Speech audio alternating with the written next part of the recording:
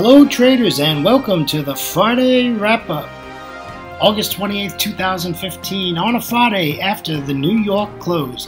Traders, got to tell you, it is Saturday morning, 8 a.m. in Thailand right now as I'm recording this.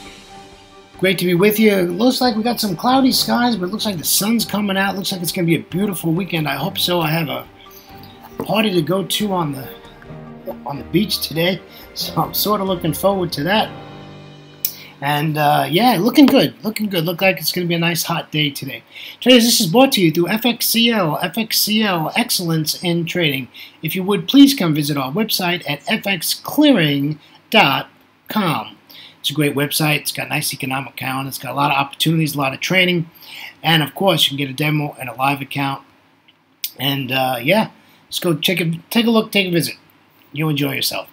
All right, let me tell you a little bit about myself in case you don't know who I am. My name is William Gilder. I'm your moderator for the Friday wrap-up. We do this every Friday after the New York close. Basically, this series is all about price action. We're just looking at daily charts. We're going to take a look at some price action and see what we can expect in the week ahead. Traders, I started trading in the year of 2006.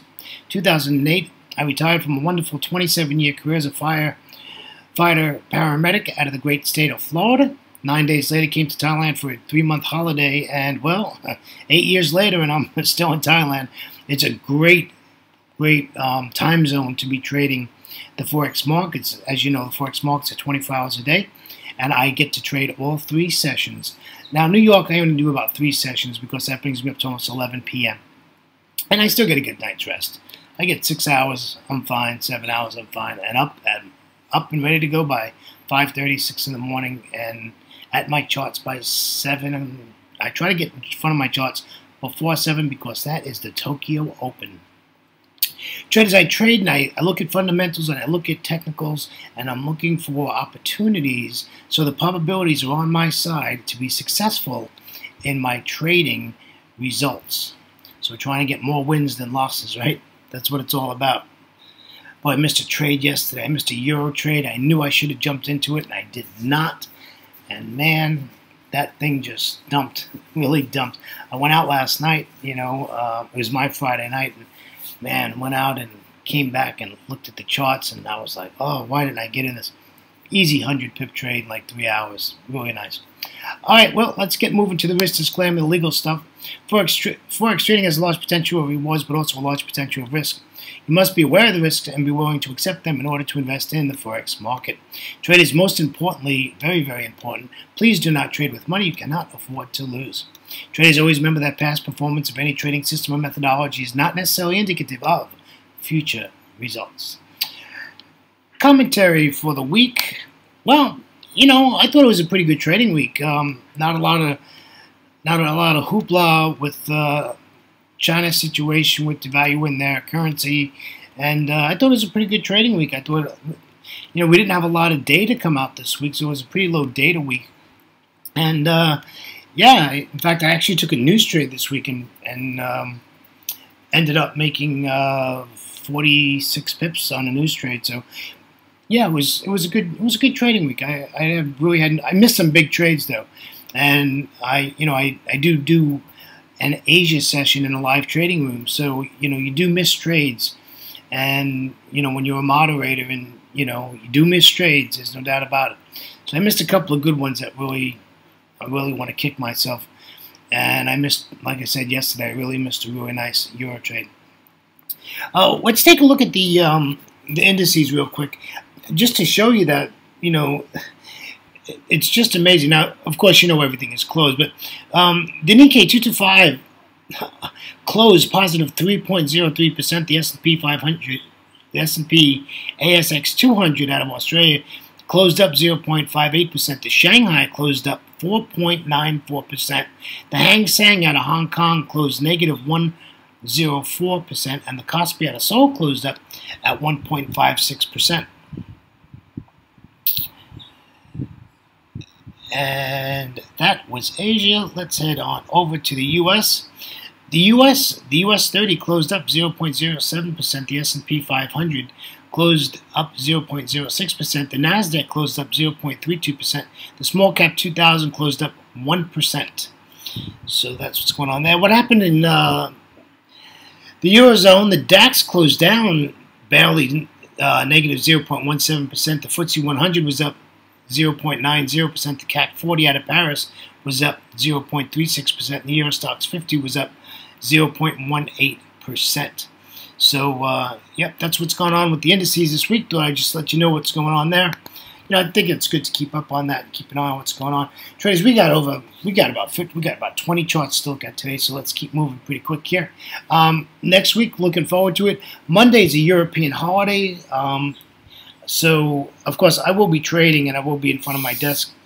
But Monday could be a lackluster day, or it's going to be a booming day. You never know. I've been surprised on holidays where one market is closed and one market is open.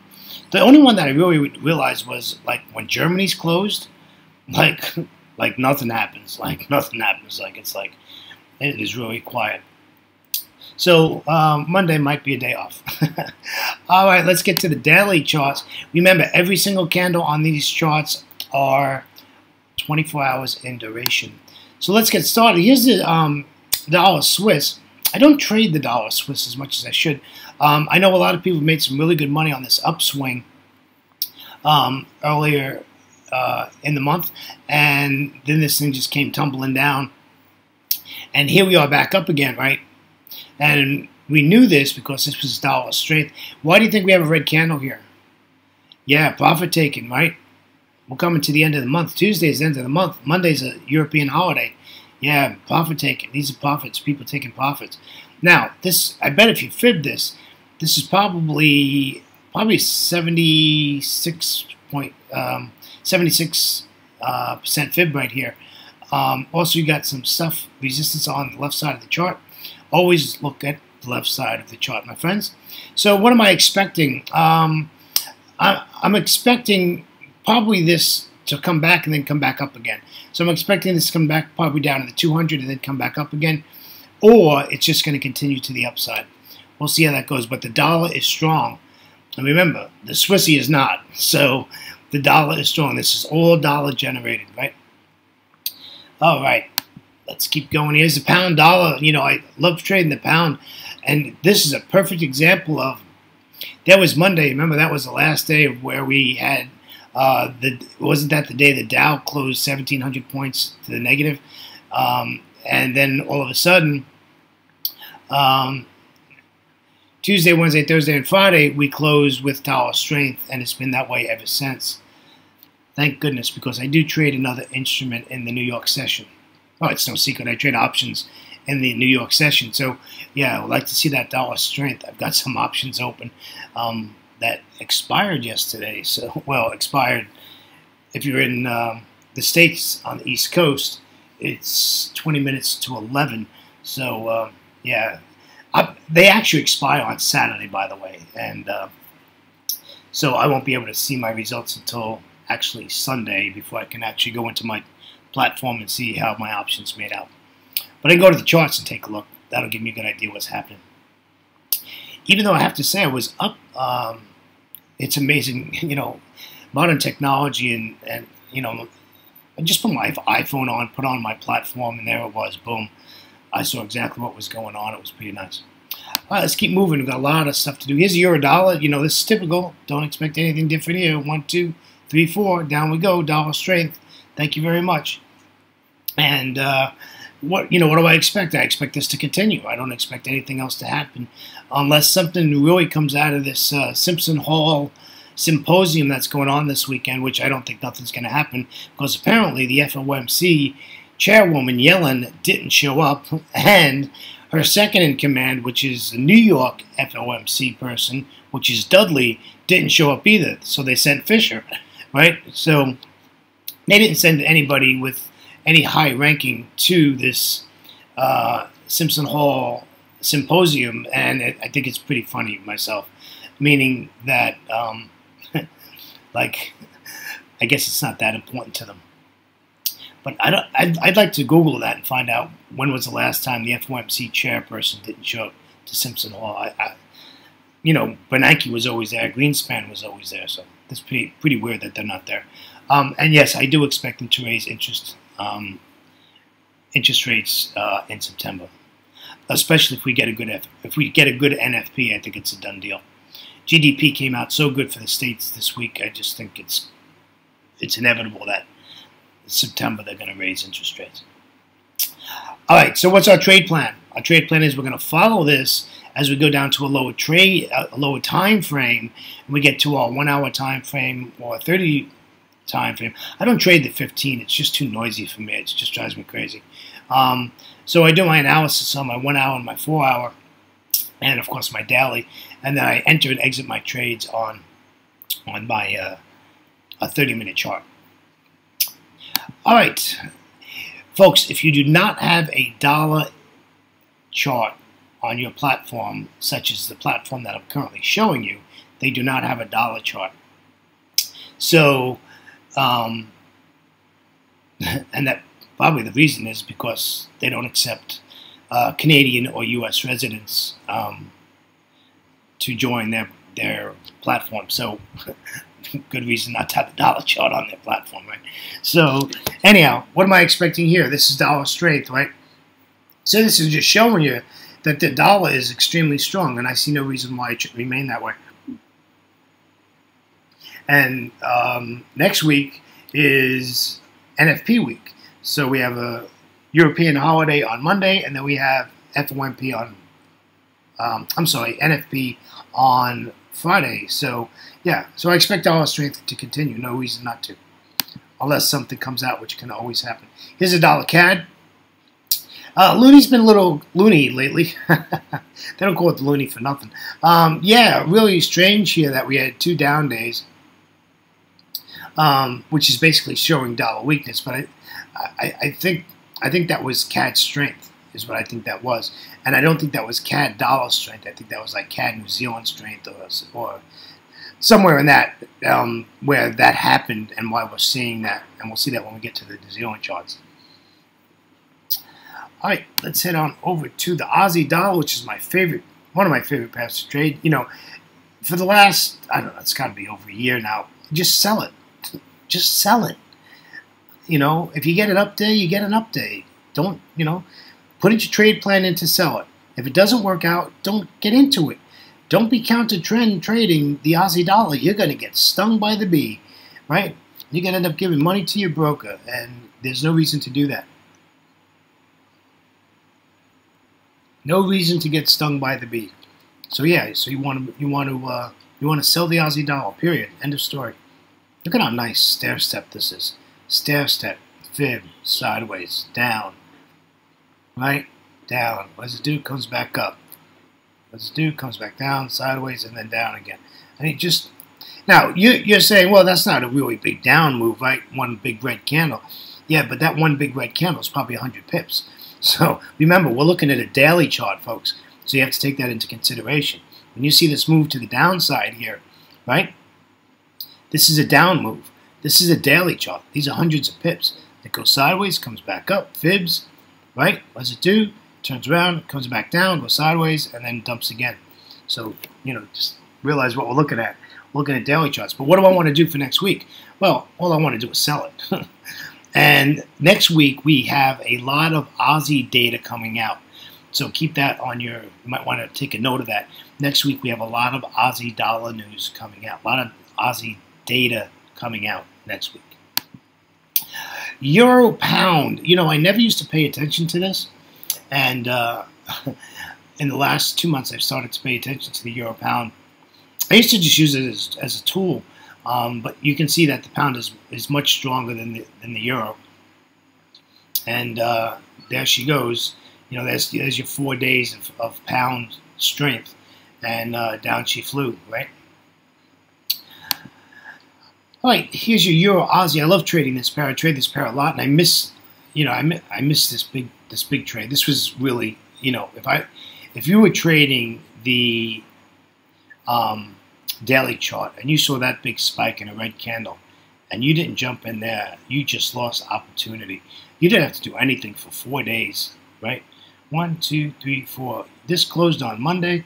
There was a red candle. I would have put my stop at the top of that, and that would have been it. Thank you very much, mama. And there she goes. And I guarantee you that's a couple hundred pips right there. So yeah, nice move here on the downside. However, now it's at a resistance of a butt. If you look left of the chart, there's nothing there. So this really has room to come down before it even gives you any trouble. You're not going to get trouble to this yellow support line where you have some junk left of the chart, and there's not much. So this Euro Aussie has really a lot of room to come to the downside. Is a Euro Swiss. The Swiss has been up and down, but I'd like to say the euro is weak and the Swiss is weak, while the euro is strong and the dollar is strong. But I'd rather say to you that they're correlated. Both pairs are correlated. When the euro goes up, the Swiss goes down. When the Swiss goes down, the euro goes up. So that's why you always see them in a range a lot. This big move here was when the dollar dumped, and there was a news data. This might have been the beginning of when China started evaluating their yuan. So, but there was a reason that this absolutely came up and took out the Swiss, and the euro was really strong. What happens? Right, the euro gets really weak, right, and here we are. So the euro was weak yesterday because the dollar was strong, right, and the Swiss is just out of the question. So if you're trading this for next week, I wouldn't do anything on Monday. That's for sure. Monday's an observation day. Just see what happens when you get to Tuesday, and then we get some markets back to normal and see what happens. Here's the euro yen. I really enjoy trading the euro yen. It's bearish, folks. The euro yen is bearish. This is bearish. It's fibbed. It's come back down. Now it's at support, but its major support. Look left of the chart, and it's below the 200 exponential moving average on a daily chart, right? So what do I want to do with this? My bias is I want to sell it. I don't want to buy this. I want to sell it. I would trend line this. Actually, I would trend line this all the way over here. If you go all the way, see the yellow line? It's horizontal, vertical over here. If you look down, you'll see where we have some support there. Yeah, I would take that bottom there, and I would put a trend line through this, and I'd trend line this and see if it breaks the trend line. And if it breaks the trend line, sell it. But if I was on a smaller time frame, I'd only be looking to sell the euro yen. All right. Pound yen, the beast. Yeah, the beast did us well this week. I didn't trade the beast. It's not. I actually took it off my my list. For some reason, on my live platform, the spread has really gone pretty wacky. So I don't trade the yen. But the beast, right? The pound yen. All you want to do is do what? You want to sell it. What's his 2 blue days here? Why do we have this? Well, one, it's a bounce off the 200 exponential moving average. But the pound was strong for the last 3 days. So, but really, this is in a downtrend. This is such a hard pair to read sometimes. They call it the beast for a reason. And if you're not trading live for at least 6 months, man, don't even attempt to trade this pair because you will get beaten up. Can you imagine being in this mess here? In, out, in, out, in, out. You're getting beaten up left and right. And don't even think about it as a daily chart. Think about this as a 30-minute chart. You're just getting beat up all over. This was a nice move to the downside. That's a lot of pips, my friends. That is a lot of pips. And the pound had some good data come out this week, and I think that's what did this. These two here. But, yeah, so that's what's going on there. The Aussie New Zealand, I really don't know much about it, to be honest with you, but I would definitely not be buying the New Zealand, so I would only be wanting to buy this pair. I don't even want to be buying the Aussie New Zealand. The Kiwi has nothing. There's nothing to buy with the Kiwi. If one of the ends of the Kiwi, I don't want to do anything with the Kiwi except not buy it. Sorry, those of you from Kiwi land, New Zealand. Yeah, I don't want to. I don't want to buy the New Zealand dollar. That's for sure.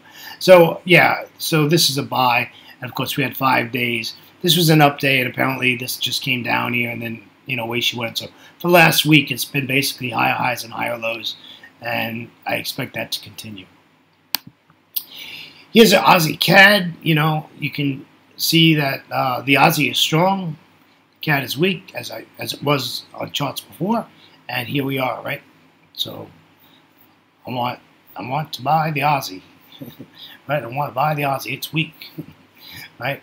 Now, that's it. That's the end of the story. I want to just, you know, we're selling the Aussie. We want to sell it. I just want to sell the Aussie. That's the way I look at it. Here's the Aussie Swiss. Again, I don't trade this pair. I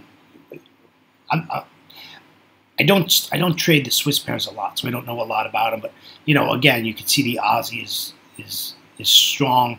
It had 3 up days, and then what happened? Hits resistance, and what do we get on Friday? We get a down day. So yeah. Here's Aussie Yen. I do trade this pair on a regular basis, and I didn't have any trades this week on the Aussie Yen, believe it or not, but 3 nice updates here, some nice pips here. But this is in a downtrend, folks. This is in a downtrend. If you were trading this, right, what would you do? You'd fib this, right? Fib this daily chart, and then go down to your time frame where you trade, right? So you're going to go take a look at, say you trade the hourly chart, or go down to the 4-hour chart and then the hourly chart, or if you trade the 15-minute chart, go down to the 30 and then the 15, and see where this comes out. On my live platform, when I put a line on my live platform, any lines I put on there from a different time frame has a different color, so I know where that line came from. So I know if that came from a daily chart or a non-daily chart. So what I want to do is I want to see what the difference is from this daily chart, because I guarantee on a lower time frame this is going to look like this is going through the roof. Well, you wouldn't know that this is bearish unless you looked at a daily chart or a 4-hour chart, right? And this is why it's so important to look at higher time frames. Okay. Here's a Swiss yen. Again, the Swiss was weak, you know, and that's why it sold off. And the Swiss has been weak for a long time. It did have its up. What was it? 3 weeks ago, the Swiss really took a jump to the upside. But other than that, the Swiss is weak, right? And why was that? Because, well, the euro was strong, right? What happens now? Euro's weak now because the dollar's strong, and this always, see, everything correlates back to the dollar. I don't care what you're trading it. If you look at it, it always goes back to the dollar. Here's a Euro CAD. I don't trade this a lot, but the euro is weak, right? The euro got weak again. This is because of the dollar, and it was after Monday was a strong day, right? That's when the Dow dropped 1,700 points, right? And, you know, recouped, and here we go. And, no, now the euro is weak. Now the euro is down here somewhere. You know, they're talking about the euro coming back down to like 1.009, like in the next 3 to 4 months. So I don't believe those gurus, by the way. But I do read it. I do listen to it, but I think they're all crazy myself. Somebody told me a long time ago, just do the opposite of what they say and you'll be fine. Sometimes I think that person's right. Here's a New Zealand yen.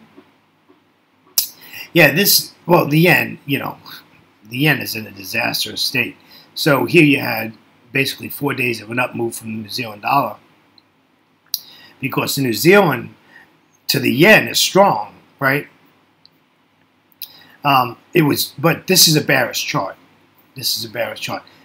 This again goes back to the New Zealand being weak because the dollar got strong, right? When the dollar was, well, you know, when the dollar was strong, this just, you know, was down, right? This is in a downtrend, right? And then all of a sudden, here we are, and now the dollar's strong, and now you got 4 up days, right?